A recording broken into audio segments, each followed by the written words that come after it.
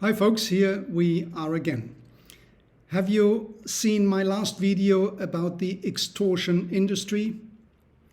Well, there's one thing I want to add to it. If you have a trademark or you have a design or you have a copyright, whatever, and it is such that you receive letters from so-called lawyers, from IP offices, which tells you, well, we know that you have such and such trademark.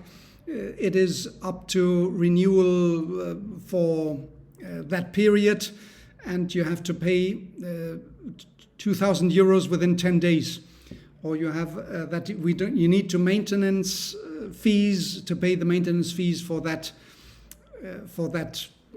design, or you need to pay surveillance fees so that we can assure you that there is no other design on the register, etc., etc. So it may be all kind of things which is being said in that letter.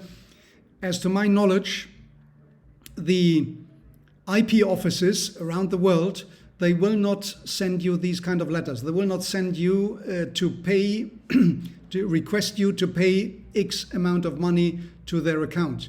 No, it is only that you apply for the trademark or the design, whatever it is, and you renew for it. And that's it.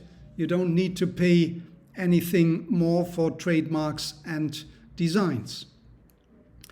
So if you receive these letters, please make your due diligence that this is okay. Have a word with the corresponding IP office. That would be the right way to react. And probably they will say, well, do not do it. This is a scam.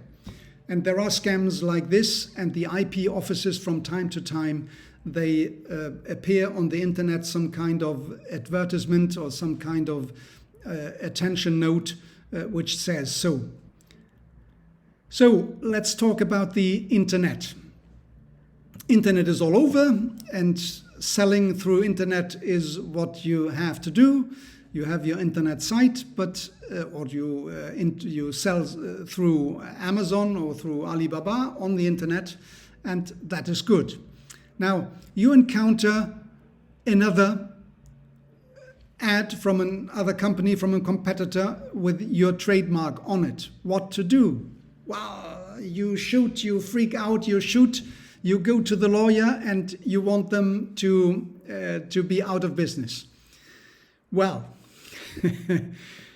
you know that I want you to be efficient, and namely cost efficient.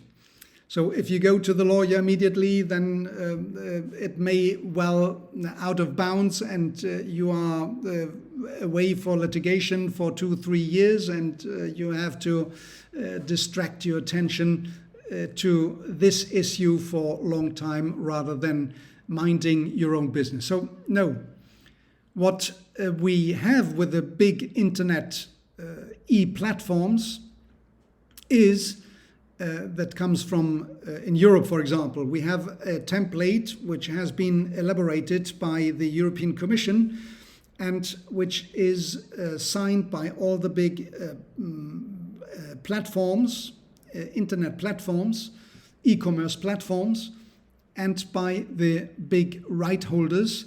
And it is about a proceeding how to do if there is a trademark infringement alleged by one side. So it is a kind of self-regulatory proceedings which want to avoid precisely litigation about a thing which at the end would be evident, and why to overload the the courts with this kind of issues. Now, how to do it? Well, we have a kind of take-down notice. In the first place, you, as a right owner, you have seen the infraction on the internet, the infringement on the internet, and you make a letter to the e-commerce platform by saying that you have seen that ad, make use of that brand is mine, and here's the evidence that this brand is mine, you may join the registration certificate and you want to make sure that the jurisdiction is the one where you have the right in. Now then, the e-platform, the e-commerce platform, what they do is they have a look at the ad and they have a look at your evidence, and they may take already the decision to take down that ad. Or they may think, well, it is not so clear for us, so they will send all the documents to the supposed infringer, and the infringer has some, 7 to 10 days in order to put forward his allegations with regard to the takedown notice. They may say, well, I'm a licensee, but you will know that the license agreement is not anymore valid. Or he may say, well, I have been allowed by a previous owner or by that owner who is not the right, well, whatever. If your evidence which you have put forward is correct, then the e-commerce platform will take down the ad from the infringer, and then that's it. It may not say that it is over, because tomorrow that same infringer, under a different name, they may place the same ad. So if it is Alibaba, probably they will have sufficient resources, internal resources, to detect the tergiversation of the infringer. If it is another platform, well, you have to once again to react. Now, this is not the best reaction. This is the best reaction once the infringement has happening, but it may not be the best reaction. What I want to instill you, to make you aware of, that it is always best to have a look into the future, what can happen and what to do so that this in the future, what you want to avoid to happen, will not happen. You see me? So you want to be preemptive. You want to have a preemptive action. And then afterwards forget about all the headache. Now, the preemptive action here would be that you take, once you have a certain traction with your brand and you find the first infringers and so, then you want make contact with the e-commerce platforms and then give them the evidence that you are the right owner of this brand, of this for these goods and services, and that they can feed the internal artificial intelligence application which they have run on the background of their e-commerce platform, and detect from the beginning, once the ad is placed by the infringer, that there might be a possible infringement, and they can act from the beginning, from the first moment. So in that place, that would be the best situation. You would not be in the position to need to react to something which is, so to say, self-evident. Now, this is for the counterfeiting. Just as a side remark, it may be also for piracy. So the piracy and counterfeiting, these are brothers and sisters. The piracy is for intangible assets like music, like a book, like artistic work, like paintings, like sequence movies, pictures. So the intangibles, they may also placed on the platform. What is more difficult for you normally is to put forward evidence that you are the rightful owner of the copyright, because it is not normally, is often in China it is, but in Europe is not registered. So you don't have a registration certificate. This is mine. This is my copyright. So you need a bit more. Be careful at the moment of putting evidence forward. But piracy works in the same sense as counterfeiting with regard to the internet. Now, these are 10 days, 15 days, so you have this time normally, but you may not have this time in all circumstances. Think of Black Friday in the US, Cyber Monday in the US. Think of the Singles Day in China from Alibaba, where a heavy turnover is being done. They crash the previous turnover by a margin of 40% or 50% or whatever it is. So you may have companies which do 50% of their annual sales in this small window of 1, 2, 3 days. So you don't have the 10 days, right?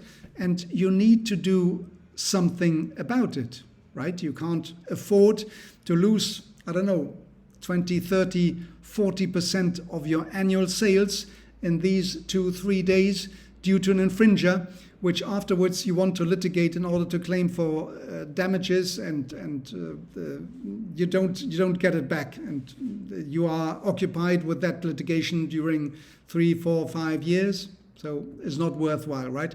It is worthwhile to think upfront on it. Preemptive action. That is what I want to put forward always. Or let us think to another situation. You may not have heard of live streaming platforms. Live streaming platforms, these are kind of infomercials or infocommercials which are placed on the platforms, and where the supplier, the company, is placing and hailing the advantages of that product, explaining the product, its functioning, and whatever it is. So that is being in a live streaming e-commerce platform that is being interactive. So you, as a consumer, you can react to that infomercial. You can say, well, I want to have this question answered, so I have a comment on this. I'm interested in this, but can you explain that the other? So that is important as an interactive. And then afterwards, it is placed the order offer, right? So it is in that moment. Or take the example that you are a broadcaster. You have the broadcasting rights of the last soccer tournament in Europe, which has been ended in the 11th of July, just around the corner.